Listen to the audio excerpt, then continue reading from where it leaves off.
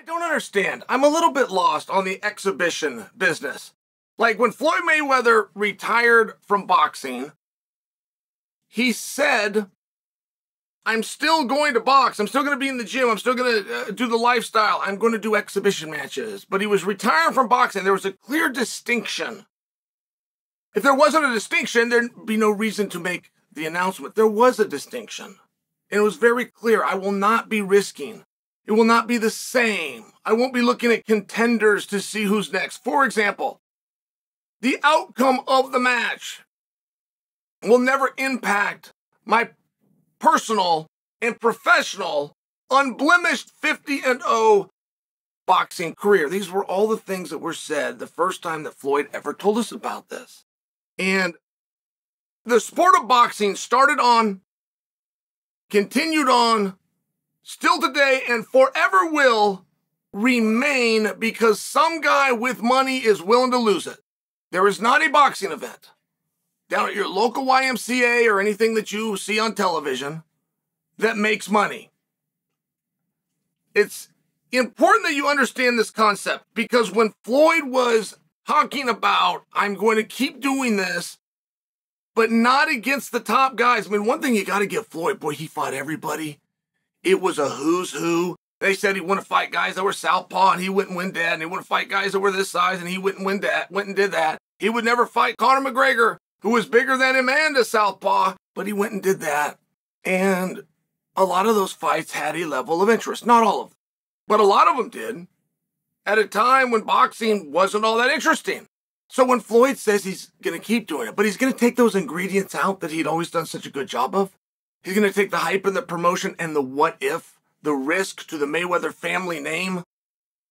That 50-0, the beautiful part of being 50-0 is every time you fight, now that is at risk. And to have a big fight, you have to have high stakes. There has to be things at risk. But Floyd found a way around that. He said, no, I'm never risking that again. That is forever protected. I'm going to do something that looks like boxing. And he used this word exhibition, which was an automatic red flag to me, or an automatic flag to me, rather, that goes off. He's found somebody that's willing to lose some money. And I would just tell you, those words are very important.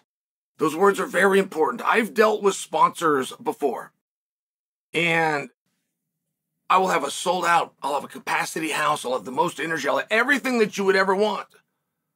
But they will then ask, is this professional or is this amateur? Like, that really matters to them. Whatever the answer was, it doesn't affect the numbers I'm guaranteeing. It doesn't affect the viewership that I'm guaranteeing or the distribution that I've already got in place that I'm guaranteeing. But it matters to them for whatever reason. The way they want to market and the budget that they have for amateur versus professional, even if admittedly all the numbers coming back are the same, it matters to them. And I will just tell you, within exhibition boxing, it is a massive problem. That word is a massive problem. And you could work through it. You could re-educate people. I feel as though we're already on the process of doing that. But what a long haul that would be.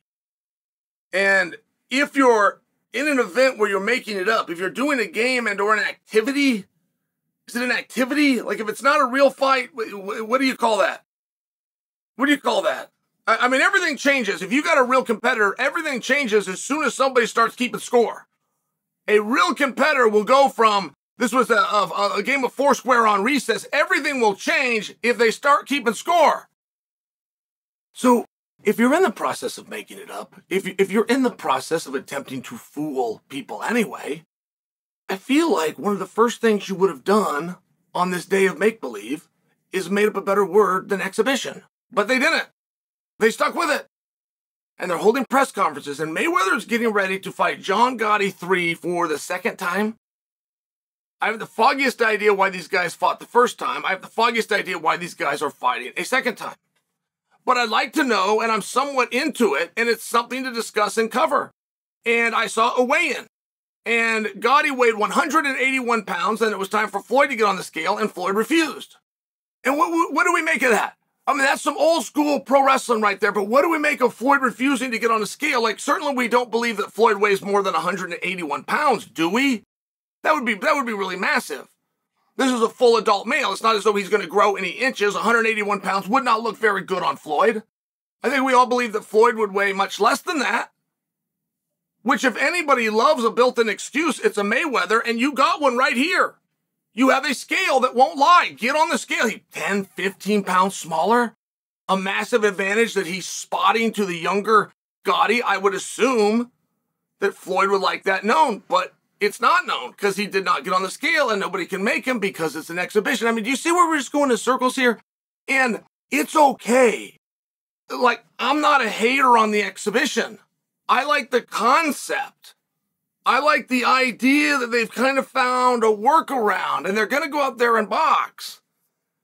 And boxing is not up for you to decide what that is.